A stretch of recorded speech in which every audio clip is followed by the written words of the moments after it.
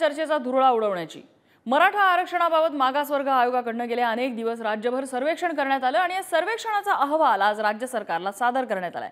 20 फेब्रुवारीला सरकारने विशेष अधिवेशन बोलवलेले आहे आणि या अधिवेशनात या अहवालाबाबत चर्चा होईल। सध्या मनोज जरांगे पाटील यांनी केलेल्या आंदोलनातली प्रमुख मागणी म्हणजे मराठा समाजाला कुणबी प्रमाणपत्र देऊन त्यांना ओबीसी मधून आरक्षण द्यावं। मात्र अहवालात किंवा सरकारच्या मनात असंच आहे का हा प्रश्न आहे।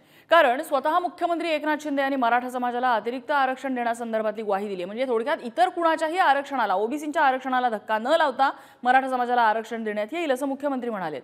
या सगळ्याच्या पार्श्वभूमीवर विरोधकांनी सुद्धा सरकारला प्रश्न विचारायला सुरुवात केली आहे। सरकार या अधिवेशनात कायदा पारित करण्याबाबत एवढं सकारात्मक असेल तर पत्रकार परिषदेतल्या प्रश्नांना मुख्यमंत्र्यांनी बगल का दिली? मराठा आरक्षण अधिसूचनेबाबत मुख्यमंत्री काहीच का यावेळी बोलले नाहीत। सरकार स्वतंत्र आरक्षण देण्याची तयारी करत असेल तर जरांगेंच्या मागणीचं काय आणि सरकारने त्यांच्या प्लॅनिंगनुसार आरक्षण दिलंच तर ते टिकणार का? थोडक्यात आरक्षण मिळेल पण ते टिकणार का हाच या घडीचा सगळ्यात मोठा प्रश्न आहे आणि त्याच विषयी आज आपण चर्चा करणार आहोत।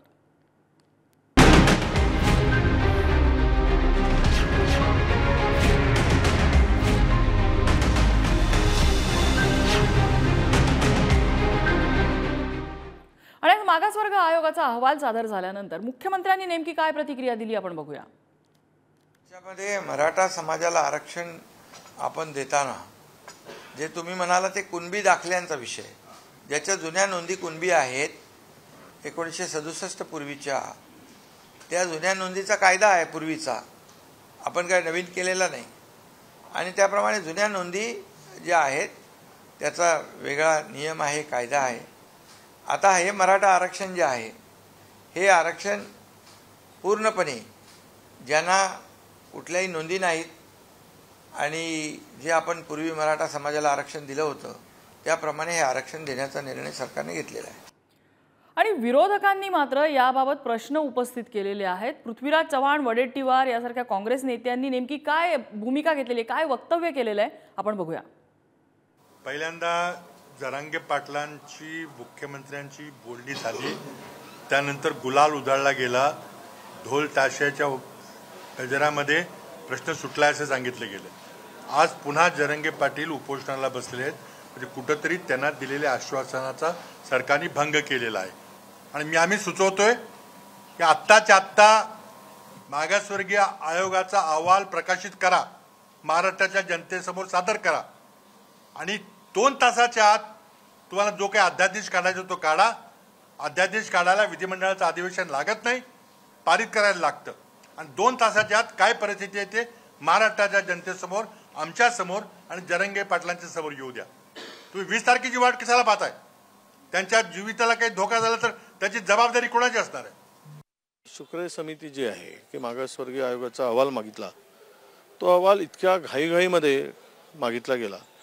हे आंदोलन जरांगेचं मागच्या 5-6 महिन्यापासून सुरू होतं, त्यावेळी सरकारला जाग का नाही आली आणि धावपळीमध्ये 16 तारखेपर्यंत ते आक्षेप नोंदवलेत। आक्षेप नोंदवायच्या अगोदरच अहवाल येतो आणि अहवालामधून सांगितलं जातं हे जे काही गोड बंगाल निर्माण झालेला आहे किंवा एकदा म्हणजे मराठा नेमकं त्या अहवालामध्ये काय आहे आणि अहवालाचा अर्थ कसा लावून ते पुढे जाणार आहेत, ही सगळी संदिग्धता आहे, याच्यामध्ये स्पष्टता नाही आहे।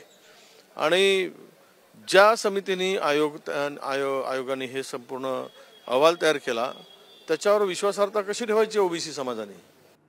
सरकार आश्वासनं देत राहील, विरोधक टीका आणि मागण्या करत राहतील, मात्र यामधलं वास्तव काय आहे?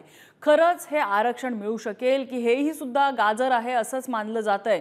नेमकं यामधलं वास्तव काय आहे, टेक्निकल फॅक्ट्स काय आहेत, आज आपण थोडंसं समजून घेणार आहोत।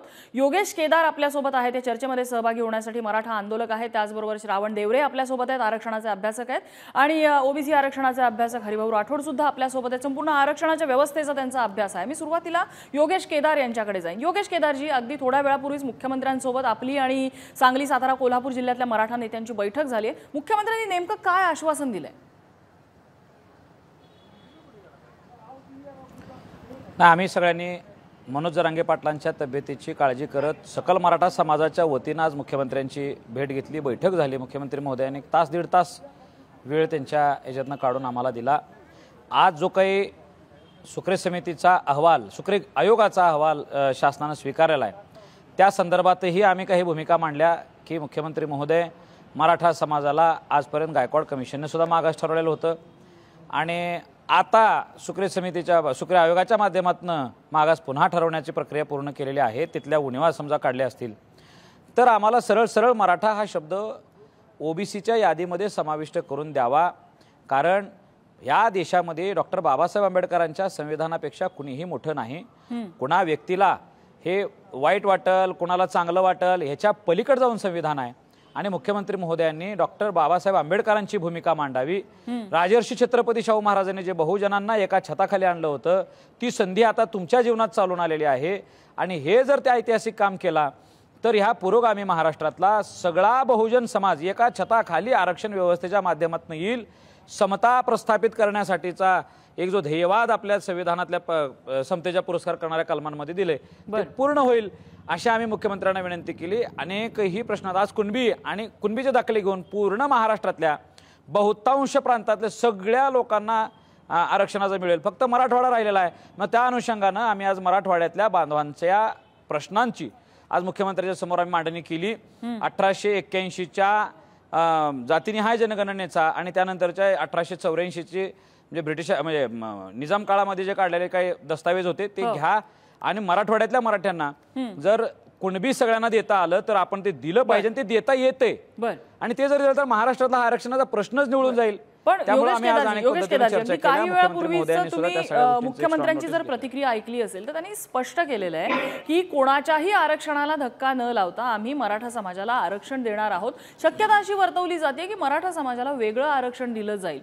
तुम्हाला वाटते का की तुमची मागणी पूर्ण होईल, म्हणजे आरक्षणाची मागणी पूर्ण होईल मात्र जे आरक्षण जरांगेनं अपेक्षित आहे तसं आरक्षण मिळेल असं वाटतंय का? हे बघा, धक्का ह्या धक्क्याच्या वरतीही आम्ही अनेकदा मांडणी केली आहे. मुख्यमंत्र्यांनाही बोललो की माननीय मुख्यमंत्री महोदय, मुळामध्ये मराठ्यांच्या आरक्षणाला धक्का लावला गेलेला होता. मराठ्यांचा हिस्सा डावलून ओबीसी मध्ये अतिरिक्त वर्ग केलेलं होतं. आमचा हिस्सा परत मिळवून देणं म्हणजे तो धक्का लावण्याचा विषय नाही. आज जर काय सर्वोच्च न्यायालयामध्ये ह्या राज्य शासनाच्या वतीनं म्हणजे महाविकास आघाडीच्या वेळेस म्हणजे भुजबळ साहेबच मंत्री होते त्या काळात त्या विकास गवळी केसमध्ये ट्रिपल टेस्ट करत असताना या राज्यातल्या ओबीसीची संख्या 37% दाखवली. आम्ही म्हणत होतोय 32-34 पेक्षा टक्के जास्त नाहीत तरी 37 दाखवल्या म्हणजे विजय एनटी ओबीसी धरून.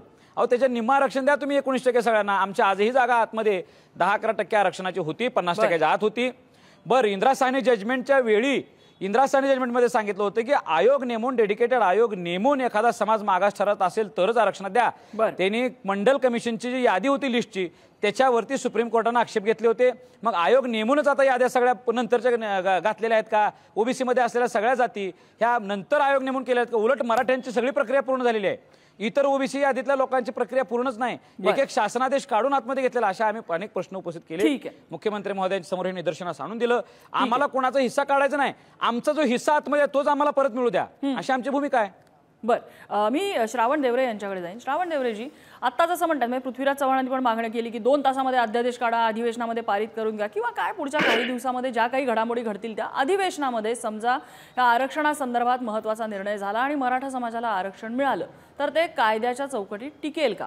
या परिस्थितीत काय वाटतंय? जो अहवाल सरकारला सादर केलेला आहे त्या आधारावर दिलं जाणारं आरक्षण 2018 साली फडणवीस साहेब मुख्यमंत्री असताना 2018ला नोव्हेंबर महिन्यामध्ये ज्या पद्धतीने आरक्षण देण्याची नौटंकी झाली म्हणजे ओबीसी आरक्षणात धक्का न लावता स्वतंत्र काहीतरी 16% चा प्रवर्ग करून मराठा समाजाला आरक्षण दिलं. तेही घाईगर्दी करून दिलं. गायकवाड आयोगाचा अहवाल कोणत्या परिस्थितीत तयार झाला हे सगळ्यांना माहिती आहे. गायकवाड आयोग म्हणजे तो मराठा आयोगच होता. आजही आधीच्या सगळ्या सदस्यांना राजीनामा द्यायला लावला, अध्यक्षांना राजीनामा द्यायला लावला आणि ओबीसी आयोग होता तो बाजूला करून तिथं मराठा आयोग नेमला शुक्रेंच्या अध्यक्षतेखाली. आता शुक्र हे बायस आहेत, पक्षपाती आहेत आणि जातीवादी आहेत हे सगळ्यांना माहिती आहे. गायकवाडही जातीवादी होते तेही सगळ्यांना माहिती होतं. परंतु तरी सुद्धा जे फडणवीस साहेबांनी जी नौटंकी केली तीच नौटंकी पुन्हा फडणवीस साहेब शिंदे साहेबांकडनं करून घेत आहेत आणि हे पुन्हा सुप्रीम कोर्टात जाणार. ज्याप्रमाणे गायकवाड आयोगाचा अहवाल सुप्रीम कोर्टाने फेटाळला त्याचप्रमाणे हा शुक्रे कमिशनचा पण रिपोर्ट फेटाळला जाईल. फक्त 2024 ची निवडणूक यांना जिंकायची आहे आणि ती निवडणूक यांनी एकदा जिंकली म्हणजे ते 2018-19 ला झालं की निवडणूक जिंकल्यानंतर निवडणूक संपल्यानंतर मग त्या सुप्रीम कोर्टामध्ये आरक्षणाचं काही हो त्याप्रमाणे 5 मे 2021 रोजी सुप्रीम कोर्टाने मराठा आरक्षणाच्या विरोधात निकाल दिला. आताही तेच पुन्हा रिपीट होणार. बरं. 2024च्या निवडणुका संपल्यानंतर बरं. शुक्रे कमिशनचा अहवाल फेटाळला जाणार बरं. आणि महाराष्ट्र शासनाने जे काही मराठ्यांना आरक्षण देण्याचा प्रयत्न ठेवलेला आहे तेही फेटाळलं जाणार, यात कुठलीही शंका नाही. म्हणजे फक्त तुम्ही म्हणताय की हा सरकारचा फक्त चुनावी जुमला आहे आणि आरक्षण वगैरे कसंही दिलं तरी ते काही टिकत नसतं. ठीक आहे, मुद्दा खूप महत्वाचा मांडला. मूर्ख बनवतायत. ठीक आहे, मुद्दा महत्वाचा मांडला. राठोड सर, आता अहवाल सादर झालेला आहे, मुख्यमंत्र्यांची प्रतिक्रिया समोर आली आहे, विरोधकांच्या प्रतिक्रिया समोर येत आहेत. एक साधारण आपल्याला अंदाज बांधता येईल का, सरकार समजा जर हे आरक्षण देणार असेल तर ते जरांगे पाटलांच्या मागणीप्रमाणे असेल की इतर कुठल्या माध्यमातून किंवा इतर कुठल्या पद्धतीने दिलं जाईल हे आरक्षण? काही अंदाज बांधता येतोय का आगामी अधिवेशनातलं चित्र? नम्रताजी, माझी विनंती आहे आपल्याला, मला फक्त एक 5 मिनिट अधिकचं द्या, कारण मी राजकीय बोलत नाही आणि बोलणारही नाही. हे बघा, त्यांच्या बोलण्यावरून असा अंदाज येतो की त्यांना वेगळं आरक्षण म्हणजे मागच्यासारखंच 12-13% काहीतरी मराठांना आरक्षण द्यायचं आहे. ते SC-BC काहीतरी नाव ठेवतील, पण SC-BC म्हणजेच OBC होते. त्यामुळे ते टिकणारच नाही, कारण 50%च्या वर देता येत नाही. दोन्ही गोष्टीमध्ये टिकणार नाही. दुसरं, योगेश केदार जे म्हणाले त्या पद्धतीने त्यांना OBC मध्ये टाकून त्यांना जे आपला एम्पिरिकल डाटा मिळालेला आहे जो बांटे आयोगाचा आहे. आता हे सुक्रे समितीने मागासवर्गीय तर म्हटलं आहे, पण पर्सेंटेज किती आहे हे त्यांच्याकडनं जाणून घ्यायचं आहे, तरच तो खरा अहवाल असेल. त्यांनी जर पर्सेंटेज लपवून ठेवलं तर तो काही अहवाल नाही, मग तर समुद्रात फेकून देण्याचं काम आहे त्याचं. तर माझं म्हणणं आहे की योगेश केदारला जोडून, योगेश केदार एका ठिकाणी थांबलेत, तसं नाही करता येणार. OBC मध्ये टाका तुम्ही, आणि कुणबी, मराठा, लेवा पाटील, पाटीदार हे तत्सम आहेत सगळ्यांचे, तेव्हा हे सगळेच मराठा OBC होतील आणि त्यांना वेगळं आरक्षण काढून द्या. माझं एवढंच म्हणणं आहे. जो पर्सेंटेज आहे आपलं आता 27%, वेगळं आरक्षण म्हणजे 13% देणार, ठराविक पर्सेंटेज या सगळ्या समाजाच्या गटाला द्यायचं असं म्हणताय तुम्ही हरिभाऊ राठोडजी? अगदी बरोबर. तुम्हाला कळलंय, हे सरकारला का कळत नाही? मी गेले 6 वर्ष हेच सांगतोय की त्यांना वेगळं काढून द्या. आमच्या 12 बोलतेदार नाही, त्या वेगळं काढून द्या. हा फॉर्म्युला माझा नाही आहे, हा फॉर्म्युला भारतरत्न कर्पूरी ठाकूरचा फॉर्म्युला आहे. त्याला तुम्ही भारतरत्न दिला या फॉर्म्युल्यावर, आणि हाच फॉर्म्युला देशात लागू होणार आहे. या फॉर्म्युल्यामुळेच सगळ्या राज्यातले प्रश्न मिटणार आहे, सगळे जटिल प्रश्न. मग तो गुजरातचा असो, तो राजस्थानचा असो, तो जाटचा असो, तो पाटीदारचा असो, गुजरचा असो किंवा आपल्या मराठाचा असो, हे सगळे प्रश्न आपले ठाकूर साहेब जे आहेत त्यांचा जो फॉर्म्युला आहे अबकडे जर केलं तर मी तर तुम्हाला कळलं नम्रताजी. मग हे का कळत नाही मुख्यमंत्र्याला, उपमुख्यमंत्र्याला? हा माझा प्रश्न आहे. हे रेकॉर्डिंग करून पाठवा त्यांच्याकडे, असं का करत नाही तुम्ही? मी योगेश केदार यांच्याकडे जाते. योगेश केदारजी, आता जे हरिभाऊ राठोडांनी जे सोल्युशन सांगितलेलं आहे की मराठा, कुणबी, लेवा पाटील वगैरे हा सगळा गट एकत्र करून त्यांना OBC मधला एक कोटा द्यायचा आरक्षणाचा, हे मान्य होईल का तुम्हाला? नाही बघा, 50%च्या आत जे काही होत असेल त्याच्यावर चर्चा करून आम्ही मान्यच करायची तयारी आहे. आमचा हिस्सा 50%च्या आत आहे ना, आम्हाला तो मिळवायचा आहे. आज सब कॅटेगरायझेशनच्या माध्यमातून जर 12 बलुतेदार समाज बांधवांना वेगळा आरक्षणाचा लाभ होणार असेल, आज त्या 19% जे 12 बलुतेदार समाज बांधव आहेत त्यांची आम्ही काही 4 दिवसापूर्वी सह्याद्री गेस्ट हाऊसला बैठक लावलेली होती मुख्यमंत्री महोदयांसमोर. त्या लोकांनी मागणी केलेली आहे की आम्हाला वेगळं आरक्षण द्या, आम्हाला जे काय आमच्या हिश्श्याच्या संख्येच्या प्रमाणात होईल 19 मधलं वेगळं काढा, कारण आमच्यावर तेली, आमच्यावर भंडारी, आगरी कोळी हे समाज बांधव अन्याय करतात असं उघड उघड मुख्यमंत्र्यांच्या समोर सगळ्या 12 बलुतेदाराच्या नेत्यांनी बोललं. आमचं वेगळं, मग त्यांना जर वेगळं काढून मराठा आणि कुणबी मराठा, लेवा पाटील, लेवा पाटीदार हा जो एक प्रमुख घटक आहे शेतीवर अवलंबून असणारा, या समाजाला आमच्या संख्येच्या प्रमाणात जर आरक्षण मिळणार असेल तर आम्ही, आणि हे जर देणार असतील तर आम्ही सरकारचं स्वागत करतो. सरकारला उलट धारिष्ठ देऊया.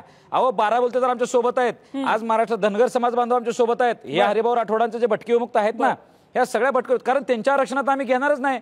म्हणजे वंजारी समाज असेल, हे बंजारा समाज असेल, इतर छोट्या छोट्या जाती बांधवांचं जे विजय एनटी केलेला आहे, या आरक्षणाला धक्काच लागणार नाही. फक्त आणि फक्त माळी समाज बांधवांतल्या, म्हणजे ते पण भुजबळ साहेबांचं दुखायला लागले म्हणून मराठ्यावर अन्याय करणार जर असेल तर आम्ही ते मान्य करणार नाही. आमचा हिस्सा 50% जात आहे, आमचा हिस्सा ओबीसी मध्ये आहे, तो आम्हाला मिळू द्यावा अशी आम्ही सरकारला विनंती करतो. हरिभाऊ राठोडांचा फॉर्म्युला मान्य केला तर आम्ही सगळे त्यांच्या सोबत असू. श्रावण देवरेजी, अशा प्रकारे कोटा करणं हे हरिभाऊ राठोड जेवढं बोलतायत तेवढं सोपं आहे का? ते सुद्धा कोर्टात चॅलेंज होऊ शकेल नाही का? हे बघा, एक तर यांच्या संविधानाचा एक दमडीचा सुद्धा अभ्यास नाही यांच्याजवळ. सुप्रीम कोर्टाचा निर्णय.